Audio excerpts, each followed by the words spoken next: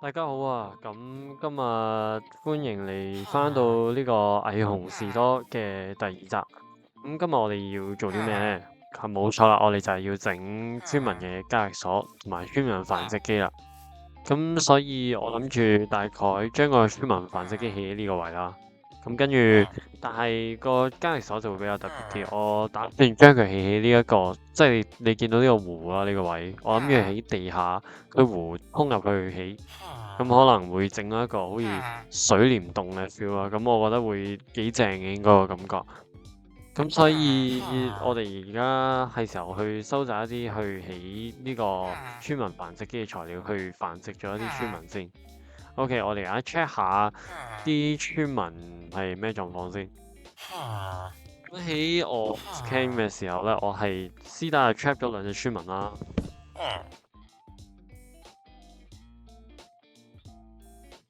咁佢喺呢個位，然後跟住係等緊俾我去，咩嚟㗎？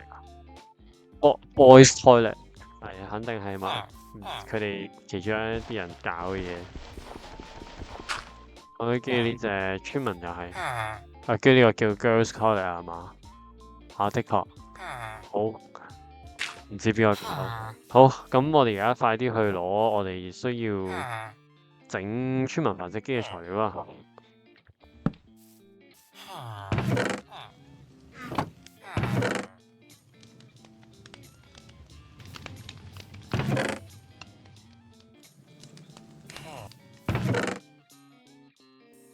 咁基本上我哋需要起呢個繁殖機嘅材料咧，都已經起晒喺度噶啦。咁但係咧，我哋仲爭一樣幾重要嘅嘢未落，咁就係骨粉啦。咁點解咧？就係為咗將啲紅蘿蔔快啲生長啦，等啲村民可以快啲開始生仔。咁所以我哋去地獄攞骨 block 去攞骨粉啦。Let's go！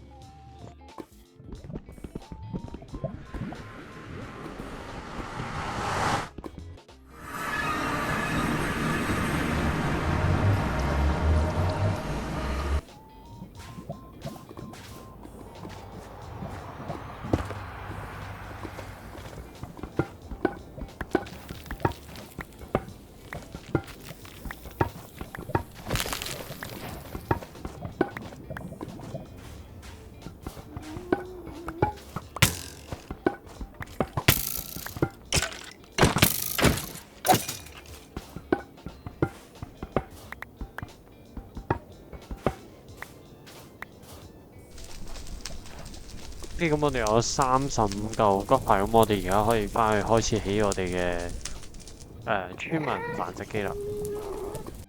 OK，我哋翻到嚟啦，Home Sweet Home。咁我哋而家就可以開始整我哋嘅村民繁殖機啦。咁我哋頭先咧亦都有執到一個Happy Gas 嘅血水狀態嘅 Happy Gas 啦。咁但我唔會而家去俾翻水佢，因為我而家冇 lead，咁所以佢如果我就咁放生開始俾翻水佢，佢就會走啊。所以我哋暫時儲藏咗喺我哋個箱度先啦。好，咁跟住我哋就可以而家正式開始起我哋嘅村民繁殖機啦。好，咁首先呢度要有一個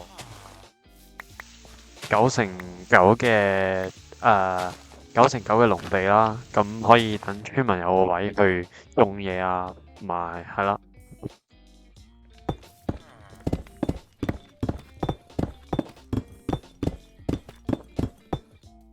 OK，咁緊接住咧就係分別喺兩邊嘅中間位放下一個composter。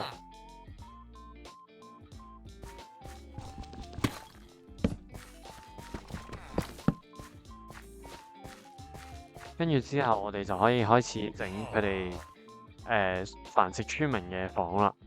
咁首先咧，我哋要將呢一個位封翻做1格高，跟住咧，我哋就喺呢一個位再起多幅牆一個室咁樣，一個儲藏室咁樣嘅款嘅 box 喺度。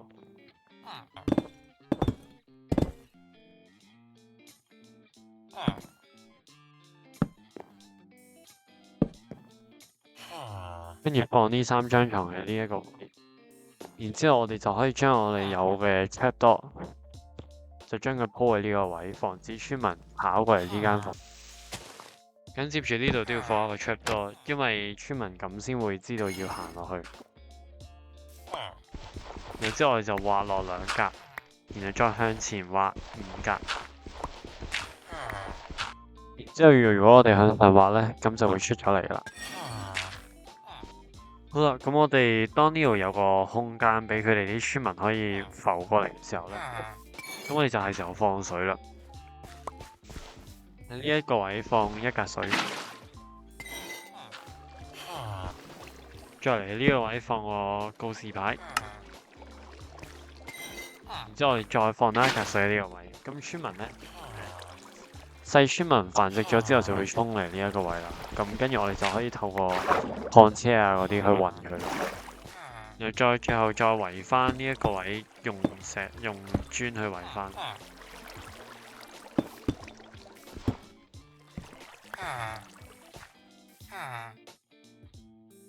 OK， 咁所以呢一個位就冇任何嘅怪物可以入到去啦。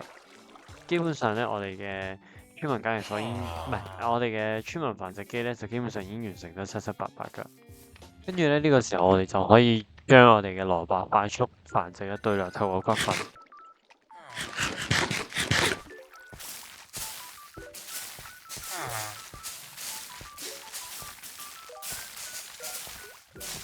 OK，咁所以透過我哋嘅骨粉一直咁灑落去咧，我哋唔單止將呢個全部鋪晒落去，我哋仲獲得咗大概有5 stack 左右嘅紅蘿蔔啦。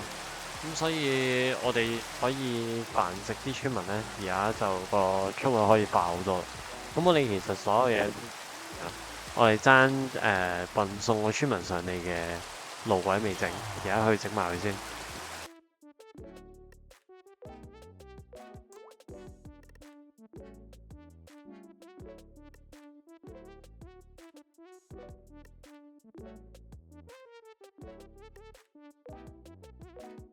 咁將呢隻放出嚟啦。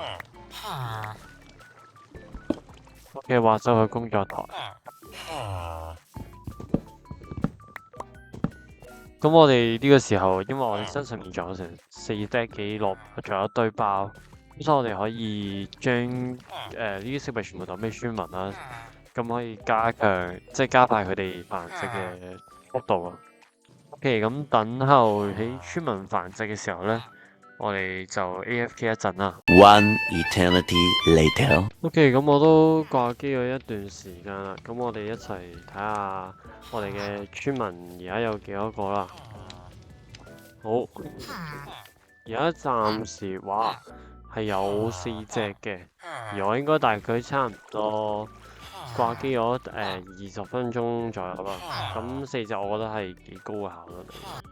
好啦，咁我哋呢集就整咗呢個村民繁殖機啦。咁下集呢，我哋將會開始製作我哋嘅村民交易所啦，同埋我哋會去打龍嘅。咁所以多多期待我下一條片啦。